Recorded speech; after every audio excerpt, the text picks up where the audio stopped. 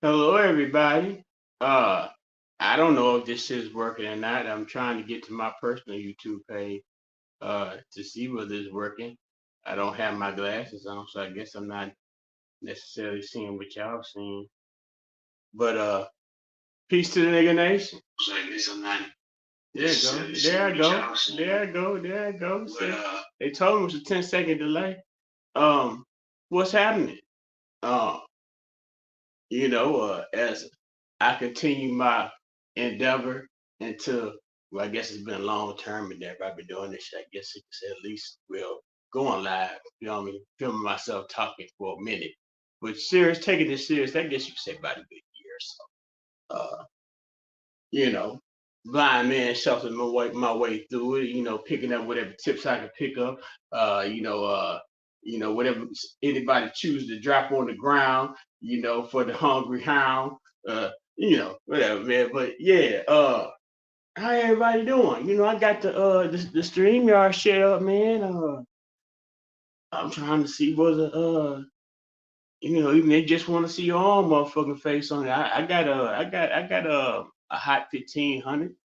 Well, yeah, I got a hot 1500. It may not be 15,000, 150,000. You know, um, come on and express yourself. Shit, I'm trying to figure out that. I put the link in. The link is in the description box. So if you choose, come on in and fuck with me. Uh, I don't know how to work this shit really. I guess I need to be trying to put my glasses on and pull the shit closer to me. But what's going on though? Uh, Current events and things of that nature. What's the even purpose of, well, hell. We'll start off with this one. We'll start off with the card, with the, not the Cardi B. Start off with Cassie and Diddy. Uh, Recently, Cassie plug, filed suit allegedly, well, you're not even allegedly, well, was reportedly was going to file suit against Sean Puffy Combs, and she had a long complaint, and that complaint was very detailed, and it probably had some very unsettling news for Sean Combs in it. So, in lieu of Sean Combs going to court, which he knew he probably was going to have to end up going to court, considering the accusations, um, it's a civil case. It wasn't a criminal case, even though some of those things that the way that they were, I imagine, the way they were written in that civil suit could be considered or construed as criminal, but it's all, but think about it. We're going just on the side note. On the side note, it really couldn't have happened to a nicer person. Diddy Love, Papa Diddy Pop. He had a good long run. He had, man, come on, a good 30-year run. Diddy, he came in the game, fucking with Uptown Records, Andre Herrera, it took him under his wing, he got to the point where he outshined the master, and even went further, got to got to the point where he had his own label, renovated the game, and at this point, from with the liquor clothes, cologne, voter die rhetoric, uh, Diddy made his way to the top, but along the way he had some casualties. You could say, of course, the wordsmith, Biggie Smalls, Notorious, Christopher Wallace, and then you had Mace. Whatever he saw had him so sick he had to run to the club. And then you might have Black Rob, you had Loon, uh, you had Christopher Williams. Christopher Williams supposedly had topped the man off allegedly. Um, shoot up. Who else? You got your Danity Kane, you got your and Dylan. Anybody heard from Chopper? Well, was that nigga name? That nigga, the rapper from New Orleans, he was the more prominent ones out of the group. What about Babs Bunny? Has Babs Bunny got any hot new music out? But of course not. Yeah, but this really couldn't have happened to a nicer person, though. Diddy been he had he was the he's a self-professed No, he said he did. He literally said this on the video I saw that he had allegedly adopted. Well, I can't say allegedly. He adopted. He was the foster parent for Usher or something like that. And then not only that, once Usher had signed Justin Bieber, the video I watched today was where he was showing Justin Bieber a fancy sports car. He said, this could be yours, top of the world, baby, if you're not afraid. You know, nah. But he said the little dude could drive the car, whatever, ride the car. So, uh, so you think about that, right? You got the Usher shit and that. Then you also have the story. Uh, I don't know whether he forced or coerced Christopher Williams into giving him more. That man had a beautiful voice, Christopher Williams. Don't wake me, I'm dreaming. And they got a dope ass voice, Christopher Williams. He was in that motherfucking New Jack City movie. But you don't hear shit from that nigga, man. He just faded into the dust. Then you got Al B. Sure. Al B. Sure is supposed to release the cryptic tweet. Uh, in his mind, I guess, there was always suspicion, how they say that there's sacrifices. You sacrificed to the Illuminati, but you could have been just flat out murder. Uh, I'll be sure baby mama is the same as puppy baby mama, and she's the dearly departed Kim Porter. So round it all off, it couldn't have happened to a nicer person. I still keep on saying, Cassie, all the naysayers, all those. I don't even understand why the males, most specifically, why you all have an issue with the bride getting the money. She didn't. Well, she really cared about female abuse. Then she would have filed. She would have taken the criminal court years ago. And instead of seeking for money, she should have took him to court and said, "Say, guy, a nigga in prison can't pay bread. You know what I'm saying? He can't pay bread. Uh, a victim has a choice to testify in their abuse or not. That nigga paid probably dropped a bag for his free. Cassie may have been the star witness to anybody's case. And she knew she had all this information because she's been the closest to him. Now, whether or not he's dropped any information, well, they talk about it. Well, he under investigation, federal investigation. He might be for the same shit R. Kelly was doing. They said he said the sex trafficking. I guess you carry motherfuckers from cross country state lines, whatever. But nevertheless, it couldn't happen to a nicer person, did it? I look at it, Cassie. She got her George Floyd check without having to die. She took the abuse, and I guess psychological, physical, whatever types of forms of abuse. She took that shit, and then I guess she finally escaped, surviving Diddy. And they got the memes of say surviving Diddy, and then they got the little memes with him and R. Kelly together. Those don't limit it to them too. It's all types of freakiness. Last week they was talking about how Dwayne Martin is this all love. That was a funny ass show. That show had Lisa Ray on it, and that woman but she was a fine black sister. I forgot her name, but she acted in a couple of shows. But Dwayne Martin and Will Smith participating in acts that uh, not of the heterosexual nature, but I don't want to get too far off in that. But I'm just saying, it's the industry. I mean, the industry it has lots of glitz and glamour. You get to wear fancy designer clothes and jewelry, things like that. Be it all the hot spots. But when you're not at them with them hot spots, I guess there's certain uh, I don't know if there's so much of requirements or there's certain things that may be available for you for either your enjoyment or uh, your what's the word I'm looking for? Because I guess if you're not you're trying to get something for you to pay your toll for. You know, some of the motherfuckers, hell, I guess for Usher's mama to make Diddy Usher's ward.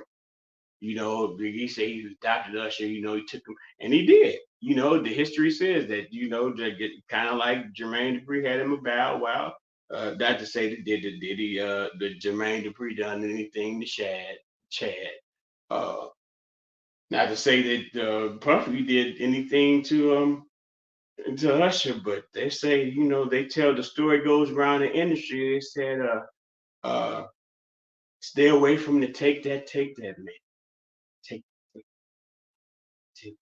When you think about it, it just sound fucking perverted, but I don't know.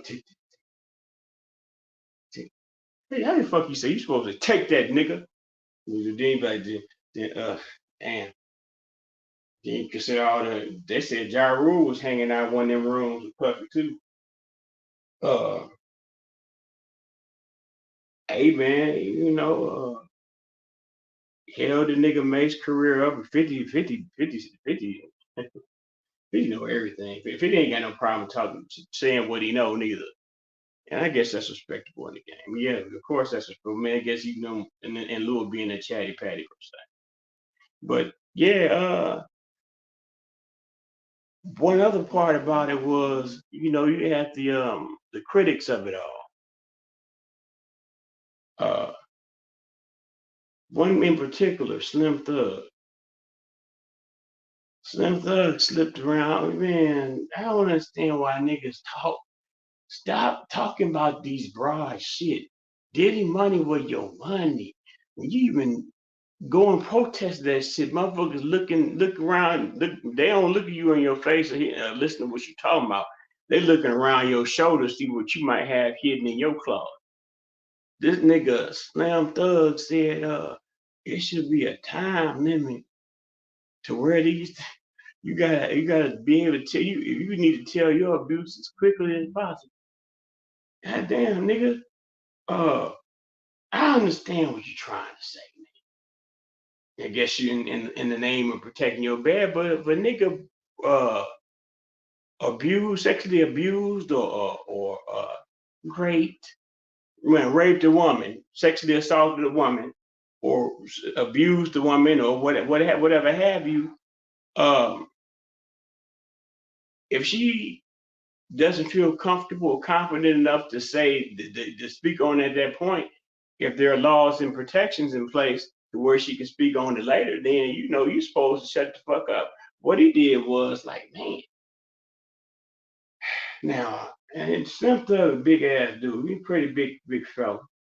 So in the name of taking, let's say for example, he was in prison, in the name of taking it, that may not necessarily happen. You can't necessarily take motherfucking.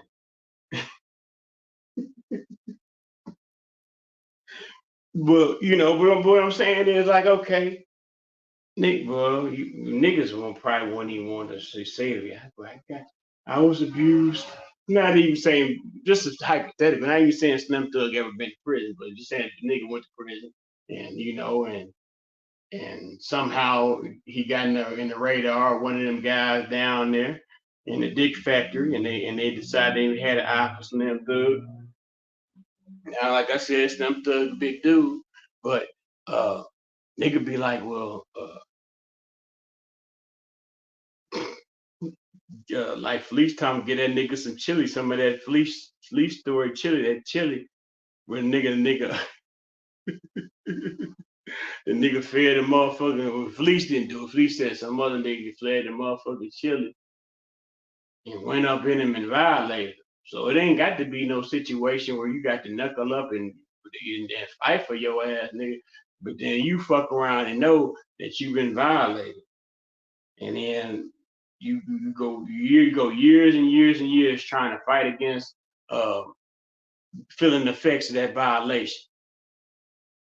But at some point, it's like, okay, I can't take it no more. It's eating me up. It's burning me up inside. I got to tell somebody. Somebody got to pay. Somebody got to be punished. Now I can not go, well, I mean, I guess taking nigga money is punishment. But So it's like, okay, Slim Thug, let's say this hypothetical Slim Thug that got some of that chili with that medication in it, and he woke up with something leaking out his tailpipe. So now he's at this point where he feels as if that he needs to stand up for his victimization. But then, hell, the nigga that done it, he may or may not still be in prison. Uh, he It's like, okay, well, nigga, we don't want to hear what you got to say. It ain't important. You should have said something back then. Uh, they went back to him and they asked him. I guess they break down whatever about it, but he didn't speak. And really, that's why niggas should shut up about the type of shit. And then and it gets on. And it really, the bad part about the internet, what it is that it's two sides, and for the most part, y'all side, each side is gaslighting one another. Um, when he came back, he was talking about, well, the Cassie should have said, nah, nigga, you can't just keep it on Cassie. Now you made a bold, generalized statement that there should be a time limit on when a victim can speak out against their victimization. So basically, it's like saying, well, hell, my ancestors were victimized underneath the transatlantic slave trade. So in that victimization, there's generational trauma, post-traumatic stress disorder. Uh, we weren't able, when we came, we weren't allowed the benefits of an immigrant. Like say for example, the immigrants up here in Chicago, Illinois, they're getting uh, rent uh, vouchers and shit like 9,000, 15,000. You get they're trying to make sure they expedite their work permits and shit. I'm like, well, hell, you didn't cross the border and whatever. Okay, then that's a valiant feat. That's a valiant physical feat. Because I mean, hell, usually a nigga got to stay home and fight. If something happened to niggas, and niggas have always stayed in their home. Here, this is considered our homeland at this point. African descent, everybody got a little African, but the nigga folk, America is our spot. So it's like, okay, um, y'all, and not even put it, said we're supposed to have compassion. That's some other bullshit too, man. The black people are compassionate, but we just concerned of the resources, our tax dollars. No, we get fucked over. They getting benefits that niggas who'd have lived in the city, or pretty much, I guess you could say, generally everywhere, uh, they're getting benefits over people that have been in line waiting for benefits, and also from the same group of people who actually pay into the system. But I done jumped off into some other shit. Now, where was I going with that? I went from Diddy to this to this to this, and still ain't nobody in my motherfucking chat. Anybody in my motherfucking chat? Nobody. One fucking viewer, and that's probably only me. All right, YouTube. Fuck it, man. Like, all I'm gonna do is keep on going and keep on going with it, man. I got the no, I can't say I know it because I ain't got no proof about it. But hey, man, if I don't get no comments to the negative, even though I don't get no comments to the positive, then yeah, all I can do is keep on shuffling. Like, yeah, I know y'all ain't giving me the monetization tools that I need. Well, I don't need them. I mean, I like them. They seem, see, to tell you the truth, I'd have got monetized back in April. Man, shit, I'd have been down in Atlanta with Charles the White Bear, with the white boy, with them white boys. The white boys took over Georgia, hung out with Lil, and now that's hung out. Charles and White linked up with Lil Tim and Wando. Uh, I think he said, we're gonna stick with. No, he also hooked up Belly Gang Cushington, and I guess he made some. And I'm ear hustling, right? Ti, I guess I want to say, but I can't say for certain. Maybe he might have I don't know. I can't speak on it, but aside from that, but he hooked up with Lil Tim. He shot the documentary for Lil Tim. He's going to be participating in the documentary with Lil Tim. Uh, that's big shit. I mean, considering that Lil Tim, I guess all these publications more than likely have asked him to give an interview because he had in the name, well, and for the purpose of self defense, uh Lil Tim had to kill them people hero. King Von, the demon, because the self-professed. I see funny thing about King Von was I'm living right in Chicago the whole goddamn time. I didn't know who the nigga was after he was dead. I really hadn't heard none of his rhymes after either close to before he got killed or after he got killed. So it's like, okay, well, how dare Charles White hang with the Lil Tim nigga? Woo woo woo. He hate gangsters, he hate rappers, blah blah blah. Charles White always has stood with Lil Tim. Uh, he hear the nigga say he hate rappers. He also hear the nigga say he hate gangs. I don't understand what the basic premise, how the basic premise of it is missed is that the fact that he says speaks against these particular entities or groups or people or whatever is because that they're known to cause harm against other black people.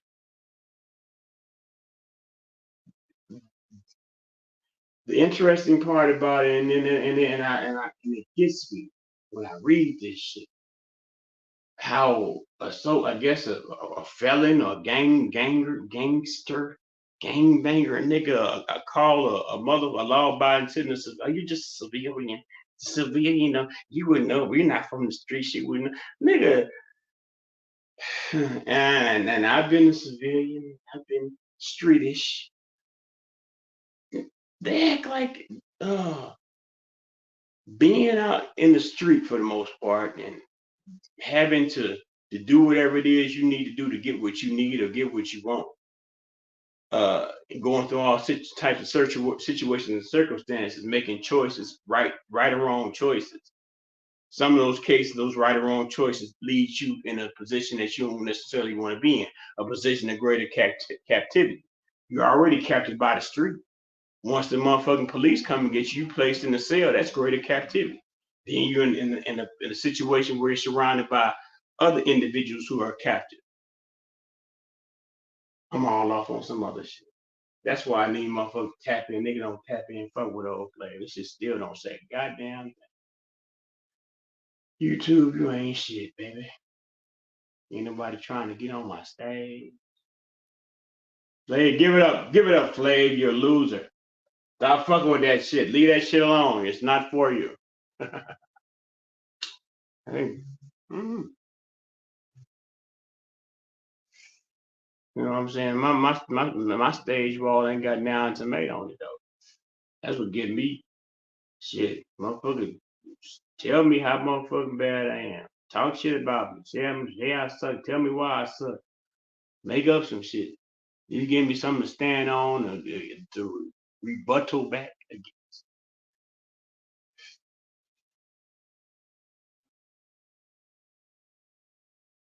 I understand though.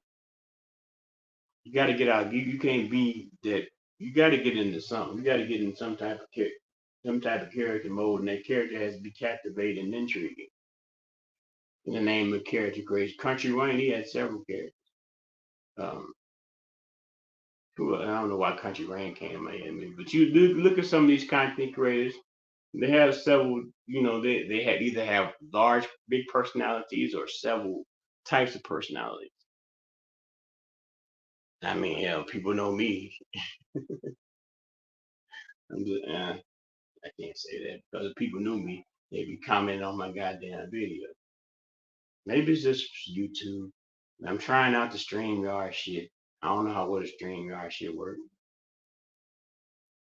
Maybe YouTube say, fucking nigga, we gonna break you up from saying peace to the nigga nation as soon as you come on here talking that shit you be trying to talk.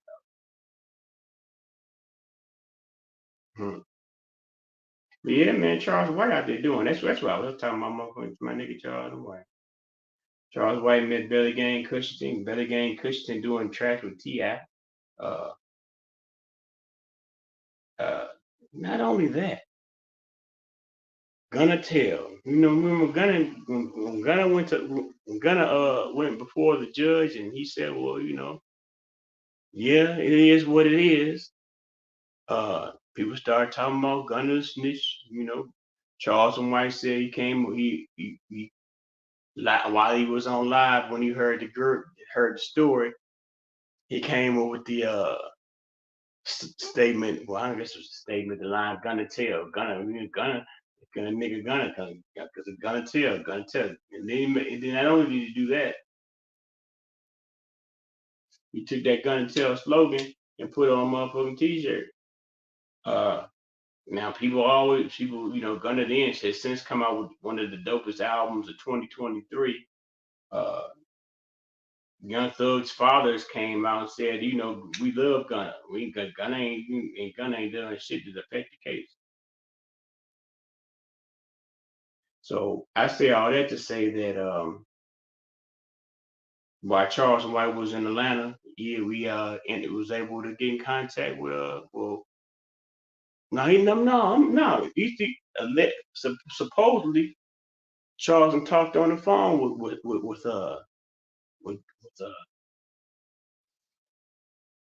I was doing that. I want to use his nickname. But we talking about Young Thug, but I don't want to say Young Slime. He got several Jeffrey.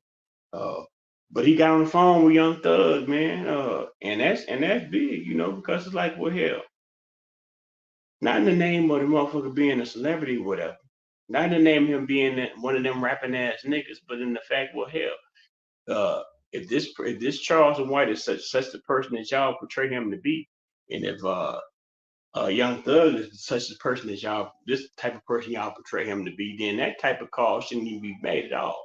What is the purpose of that call being made? Uh, to be announced, I imagine. Um, he spent most of the weekend, hanging out. Well, I shouldn't say hanging out, conducting business, having um, I was. I keep on. I need to have a dictionary stamped on my forehead. But I don't want to say chilling with. I don't want to say kicking with. Um, because it wasn't all about chilling and kicking it. But this their page is necessary smoke. Uh, and the proprietor, that the owner of that page, whoever's associated with that page, he's close. He's close to Rollo. Dude real heavy in DeKalb County in the A area. But I digress, man. YouTube still ain't letting nobody see this shit. Ain't nobody say, "Oh, we got two people on." Or maybe it's just me. I'm one because I'm looking at the goddamn phone. So yeah, not only that, he did a documentary with Lil Tim. He's still doing comedy shows. The nigga still doing comedy shows. He about to do the holiday comedy show. The holiday comedy show hit different. So you got the holiday comedy shows. I'm still waiting on some merch. This merch better be solid gold. But he really ain't got. He need to delegate. Mr. Charleston, delegate that mother, because that merch need. I'm still waiting on one of them boxing T-shirts. But that motherfucking that paperwork shirt he got, the black one and the grape, man, that shit fire. Extra, extra large, Mr. Charles, if you happen to get this video.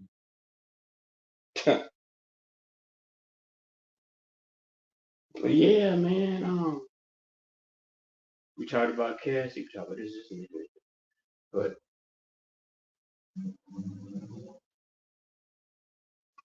at the end of the day, man, I don't know why I say at the end of the day like a ball.